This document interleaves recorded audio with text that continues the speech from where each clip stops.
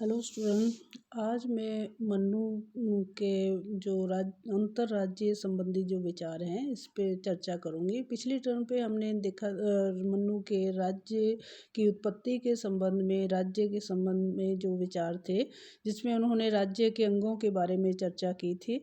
आज हम मन्नू के अंतर्राज्यीय संबंध पर विचार जो हैं उन पे चर्चा करेंगे। मन्नू स्मृति में अंतर्राज्यीय संबंध यानी कि आज की स्थिति में जो विदेश नीति कहते हैं, इस पे मन्नू का जो चिंतन आध्यात्मिक तौर पे था, उस पे उन्होंने चिंतन करते हुए सिद्धांत के रूप में मन्नू स्मृति में व्यवस्थित रूप से अपने विचारों को स्पष्ट किया है। ये अंतर्राज्यीय जो इनके चिंतन था मन्नू स्मृति में, जो सिद्धांतों के रूप में देखने को मिलता है, इसमें पहला है राज्य का मंडल सिद्धांत, दूसरा है कि इस मंडल सिद्धांत के उपाय, तीसरा जो है षांड गुण्य नीति, और चौथा है राजनयिक व्यवस्था। इस पे चिंतन करते हुए मन्नू स्मृति ने अपने सिद्धांत जो हैं अलग अलग दिए हैं। आज हम चर्चा करेंगे मन्नू के राज्य का मंडल सिद्धांत। मंडल सिद्धांत मन्नू स्मृति में वह सिद्धांत है जिसमें एक राज्य दूसरे राज्य के साथ अपनी भौगोलिक स्थिति के आधार पर संबंधों को स्थापित करने में कुछ बातों का ध्यान रखे, जिससे कि उसे अपने राज्य की सुरक्षा और विकास में अधिक से अधिक सहयोग मिल सके।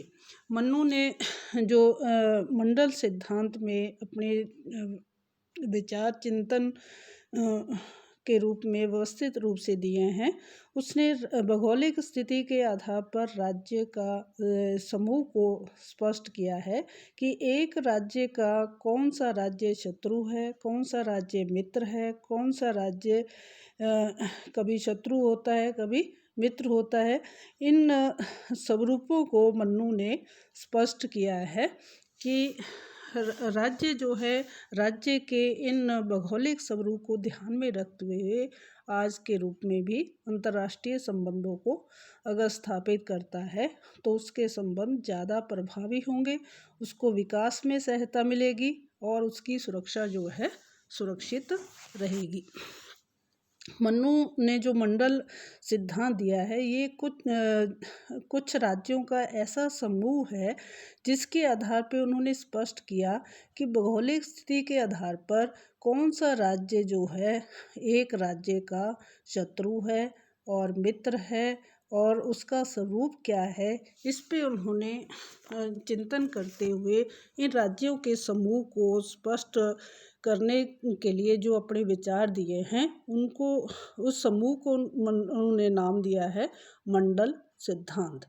अब मन्नू ने इस मंडल सिद्धांत के आधार पर राज्यों को उनकी स्थिति, समर्था और पारस्परिक व्यवहार के आधार पर निम्न 4 श्रेणियों में विभाजित किया है।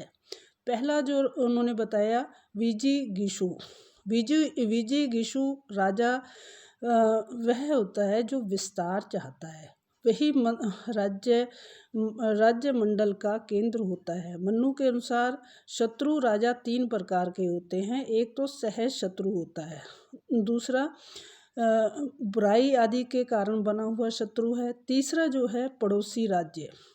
कौटिल्य की भांति मन्नू भी राज्य के पड़ोसी राज्य को एक स्वाभाविक और स्थायी शत्रु मानता है। मन्नू का मानना है कि जो पड़ोसी राज्य है, जो बिल्कुल सीमा से लगा हुआ राज्य है, वो हमेशा एक राज्य का शत्रु राज्य होगा और स्थायी रूप से वो शत्रु राज्य होगा। दूसरा वो मानते हैं कि मध्यम राजा वह होता है जो विजिगीषु राजा की सीमा के पास रहता हो और विजिगीषु और उसके विरोधी राजा में संधि होने पर अथवा विरोध होने पर दंडित करने में समर्था रखता हो।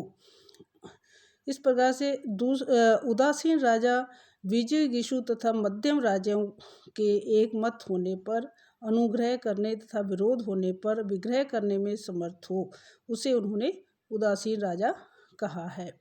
मनु इस प्रकार से राज्यों के स्वरूप को स्पष्ट करते हुए कहता है कि मित्र राज्य वह होगा एक राज्य का जो भौगोलिक दृष्टि से जितनी दूरी पर उसकी सीमा होगी। दूर के राज्य जो हैं वो मित्र राज्य होंगे, जो सीमा से लगे हुए राज्य हैं वो उसके हमेशा स्थायी शत्रु होंगे। शत्रु की सीमा से लगे हुए हैं वो हमेशा मित्र भी हो सकते हैं, शत्रु भी हो सकते हैं। इस प्रकार से उन्होंने जो है राज्य की स्थिति को स्पष्ट किया कि शत्रु राज्य की से अगर कोई संधि समझौता भी होता है फिर भी एक राज्य को भौगोलिक स्थिति के आधार पर उस राज्य से हमेशा सतर्क रहना चाहिए और अपनी सुरक्षा को सुरक्षित रखने के प्रावधान जो है करने चाहिए, चाहे वो उसके साथ कितनी ही शांति संधियाँ क्यों न हो जाए। इस प्रकार से मनु का मानना है कि राज्य के स्वरूप के आधार पे, भौगोलिक आधार पे एक राज्य को पहले अपनी सुरक्षा को सुरक्षित रखते हुए मित्र राज्यों से अधिक सहयोग लेना है और शत्रु राज्यों से सतर्क रहते हुए विकास के लिए अगर संधि समझौते भी करते हैं तो हमेशा उनसे संचेत रहें, सतर्क रहें और अपनी सुरक्षा को सुरक्षित करने की प्राथमिकता प्रदान करें। इसलिए इन राज्यों की स्थिति के आधार पे जो है एक राजा जो है, एक शासन व्यवस्था जो है ध्यान दे अंतर्राष्ट्रीय संबंधों को स्थापित करने में और विदेश नीति को संचालित करने में। ये आधार जो है मनु ने अंतर्राष्ट्रीय संबंधों को स्थापित करने के लिए दिया है, जो कि आज भी महत्वपूर्ण है कि अगर अच्छे संबंध रखने हैं तो मित्र राष्ट्र और शत्रु राष्ट्र की पहचान करते हुए अंतर्राष्ट्रीय संबंधों को निर्धारित करने का प्रयास किया जाए, जिससे कि सुरक्षा भी सुरक्षित रहे और राज्य का विकास भी दूसरे राज्यों की सहायता से अधिक किया जा सके। मन्नू का कहना है कि विजु राजा को 4 उपाय तथा उपायों के द्वारा जो है अपने संबंधों को आगे बढ़ाना चाहिए। साम, दाम, दंड, भेद, इन उपायों से राजा को अपनी नीति जो है के रूप में मित्र राज्य से वो इन उपायों के आधार पर संबंधों को स्थापित करे। शत्रु राजा के साथ कौन सी नीति अपनानी है, कैसे उसको वश में करना है और मित्र राजा के साथ किस प्रकार के संबंध स्थापित करने हैं, कौन से संधि समझौते करने हैं, ये इस स्थिति के आधार पे ध्यान में रखते हुए एक राज्य जो है अपने विकास को और सुरक्षा को सुरक्षित लेके। इसका सदैव ये है कि शत्रु उसकी कमियों को न जान सके।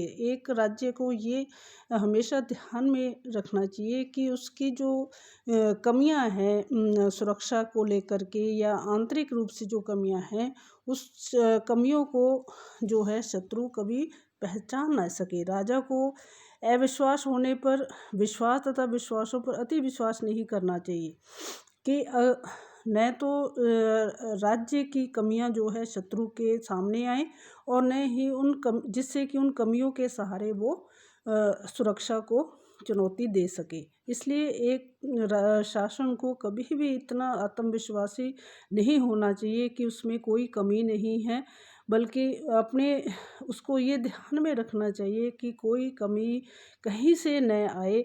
इसलिए सभी को विश्वास में लेकर एक साथ लेकर जो है चले। इसलिए सभी के एकता के बल पे सभी को विश्वास में लेकर अगर शासन जो है संबंधों को स्थापित करता है, अपनी कमियों को सुधारता है, कमियों को सामने नहीं आने देता है, तो क्या है कि कोई भी शत्रु जो है उसका फ़ायदा कमियों का नहीं उठा सकता है। इसलिए एक शासन को इस चीज़ का ध्यान रखना चाहिए कि विश्वास जो है वो उसके आधार पे कमियों को दूर करने का प्रयास करे।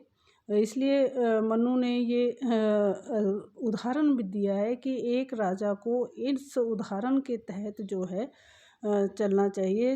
उदाहरण जैसे राजा को जो है उसने कहा है कि बगुले के समान जो है दत्तचित्त होकर अपने उद्देश्यों के बारे में सदैव चिंतन मनन करे।